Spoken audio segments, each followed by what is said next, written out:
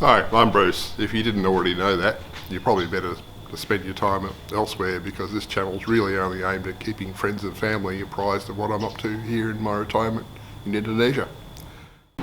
Well, after 30 years of faithful service, I'm retiring a recliner chair. This recliner mechanism's been rebuilt numerous times over the years. The last time was, or actually the last couple of times, a few times, was by my school friend Mark. The last time he really went all out and he replaced 14 separate bushed joints with he welded on ball bearing housings and put 14 ball bearings in this thing. So it went quite well for a while, but other parts of the mechanism have become sloppy and slack, and springs have busted because they've been work hardened, and yeah. So now what I'm doing at the moment is I've strapped the mechanism down with cable ties so that it won't recline anymore, so you won't have the problem of the scraping and grinding of the metal on metal contacts. But what I'm also doing is removing unnecessary accoutrements, like these two wooden rails over here. They were actually under it from when it was on carpet in Tullamarine, because I've got the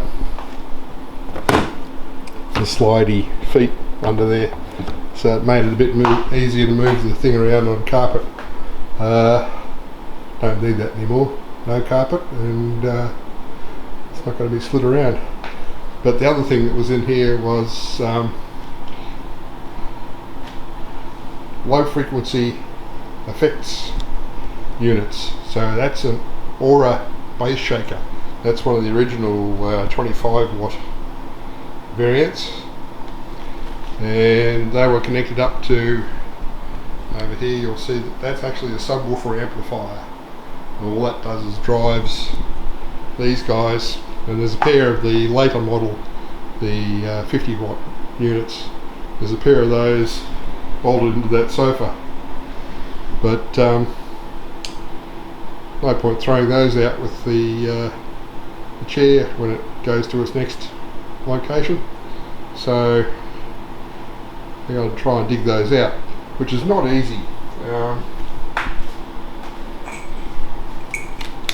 Got that one out from down the side down there, so there's another one down there, and they have 4 screws screwing in from left to right as we view it into the wood, and getting a Phillips head bit onto those to unscrew them is very, very difficult. So I've actually resorted to using the hacksaw over there to go after the screws, and that's not easy either. When I put those in, it would have been 25 years ago, I think. I was poking around on eBay one day and I came across this kit. I think at the time it was about 300 Australian dollars. It was 4 of those guys and the subwoofer amplifier. That's a 140 watt subwoofer amplifier. I thought, yeah, that's worth a try. So I, at that stage, had 2 of these recliner chairs, so I bolted the 4 low frequency effects units in to either side on both of them, and that was so good that later on I invested in the later model 50 watt units to put in underneath the sofa. So now I'm going to have 4 of these left over. The next chair that comes in here is going to have a couple of these strapped into it, because those things are damn good. It's basically like a speaker without the cone. It's just got very heavy voice coil in it, and at frequencies below about 50 Hertz it really does give you the shake. So when you're watching a movie that has low frequency effects, you really feel them, instead of having to crank up your subwoofer to the levels where the neighbours get annoyed. So this is, I highly recommend them.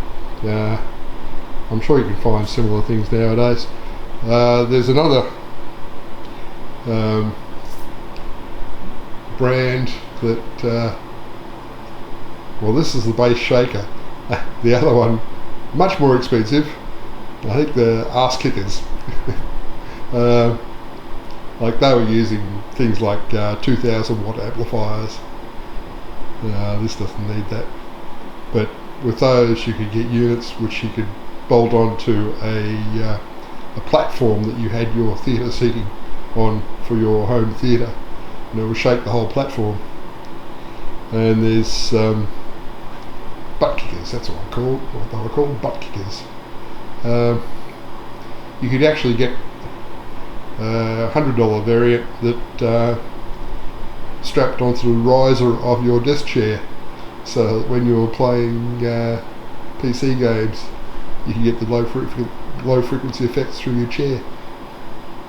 But yeah, so that's what I've been up to today, being Sunday. But this is hard on my back because I'm bending forward working on it, and my back doesn't like bending forward. So whenever I get hot, I sit down and have a rest for a while and watch a bit more YouTube. Well, Jhoni summoned Dad in to give me a hand this morning, and we got the second bass shaker out of the old chair. It's gone off down to Dad's house now. He get used down there until it gets thrown out. And I've got my double seater back in here. So I'm sure Jhoni will put a cover on that as soon as she sees that. What I've done though is I've dug out my leather care kit, which hasn't been used previously, and gave that leather a bit of care. So hopefully it will stand up for a few years. Might see me out. The recliner mechanism on these is good, and these are good strong units that don't feel like they're going to give up on me anytime soon. Guess that's reasonable, because the original 3-seater sofa and 2 recliners cost me $6,000 back in 1996, I think, and bought this thing in about 2014, I think it was, for $2,400. So we shall see. Must remember to take those 2 sliders across to the shed sometime to get them out of the way. The other thing that's going on over at the shed is the bloody weather station. I bought the wrong one. It's not Wi-Fi connected, which means I can't just look at it remotely to find out what's going on.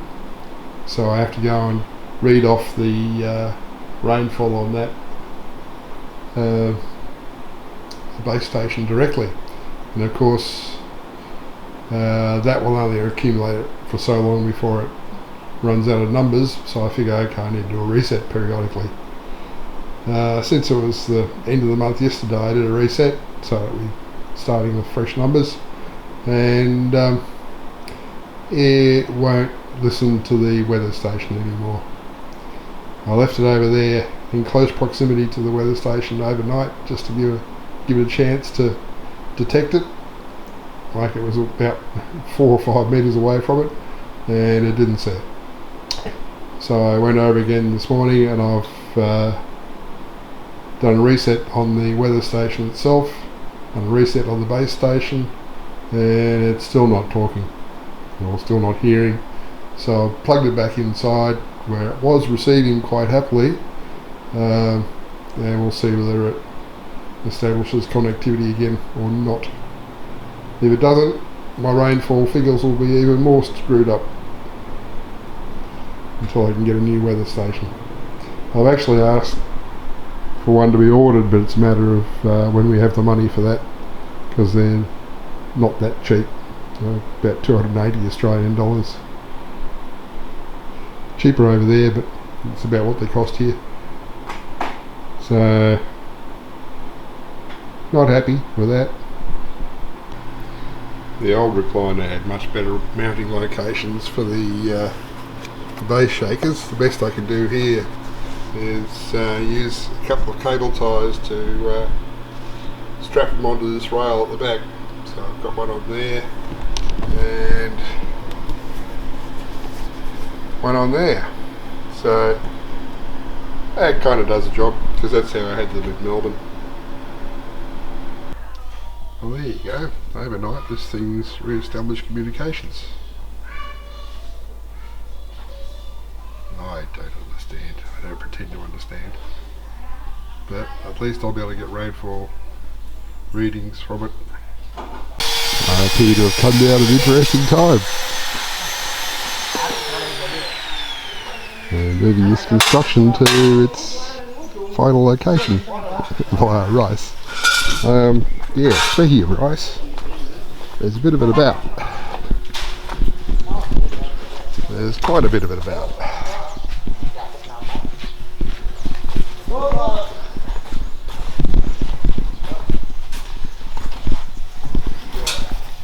Well, I might just wait a bit on this and see where it ends up. I knew this was a heat exchanger of some kind, but I had thought it might be a heat exchanger for cooling the water that the engine's running on.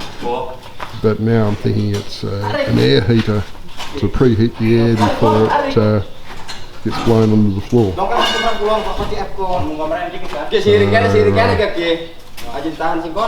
Probably going to be wood fired. But yeah, it's interesting construction. If I'd been building that exhaust elbow, I would have actually done a curve there for greater efficiency.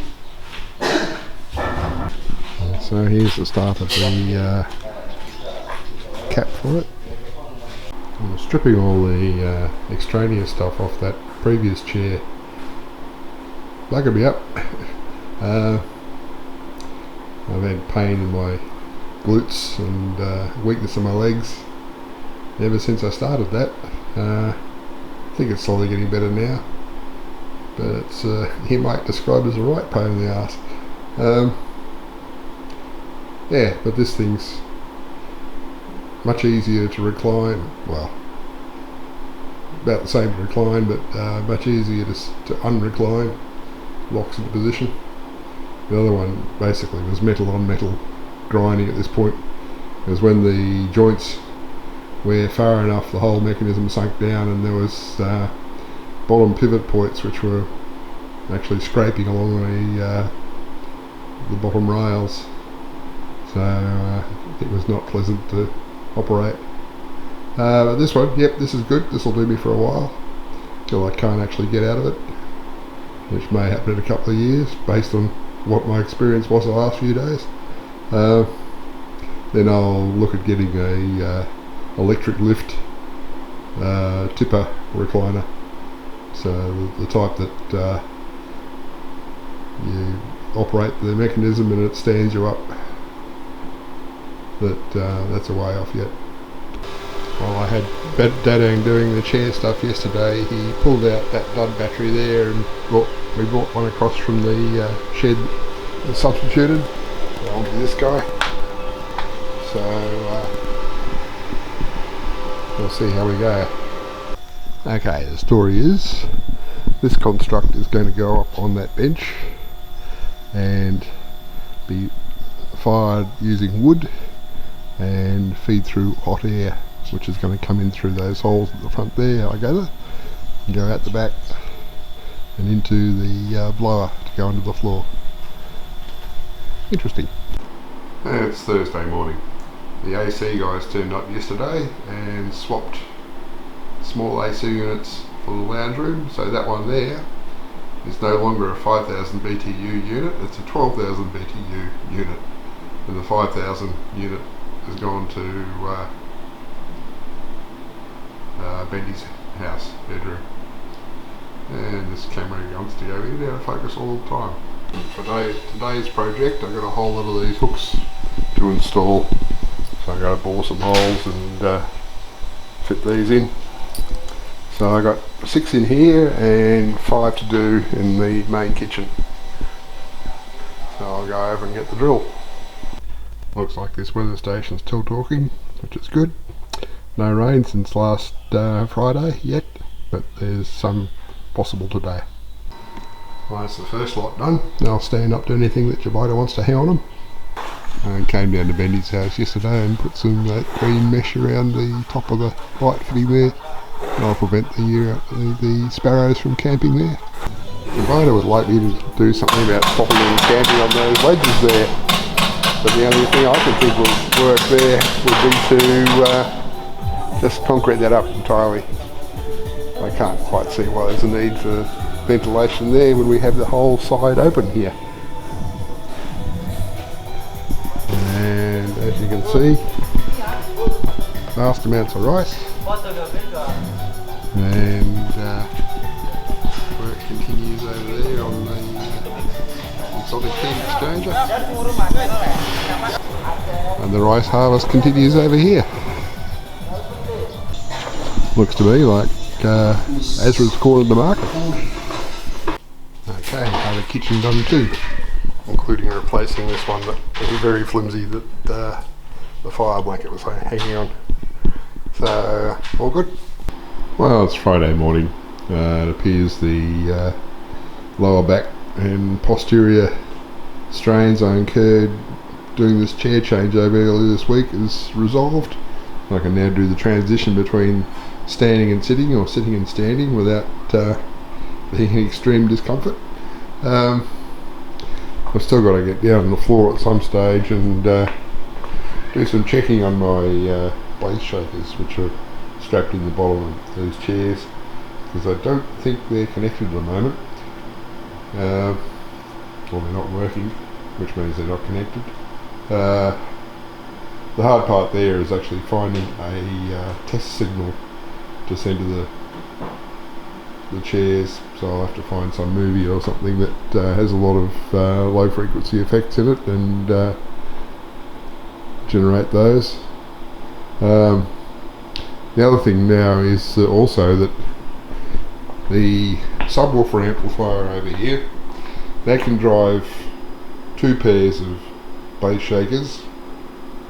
I had 3 pairs set up, so I actually have this other 100 watt amplifier here, which is the one that drives the pair in there currently.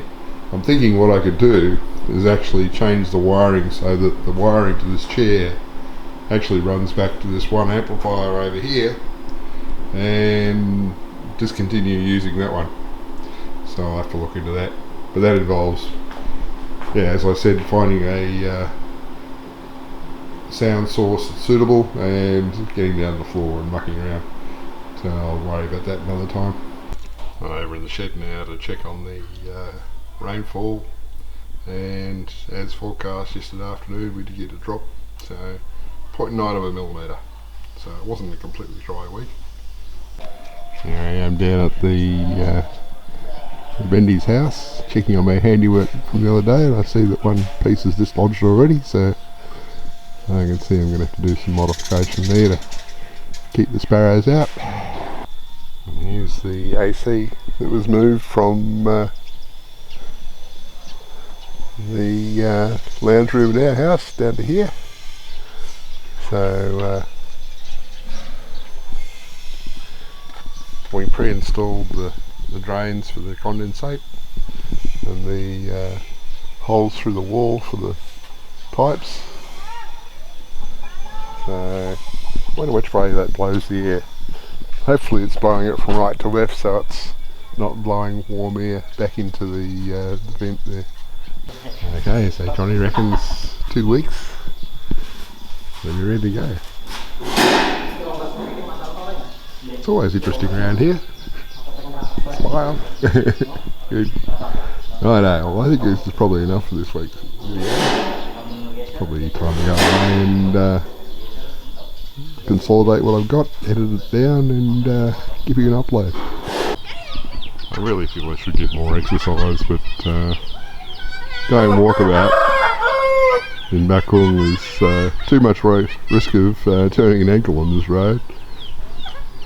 I'm not quite sure how long the school day is here, but it seems very short. Like they head off to school, you're there at about 8 AM and it's not yet gone 11. So it seems to be a half day thing at most. And it's the other way down the same road. But doesn't look that bad at the moment, but it really gets stuffed up by the grain trucks running along here.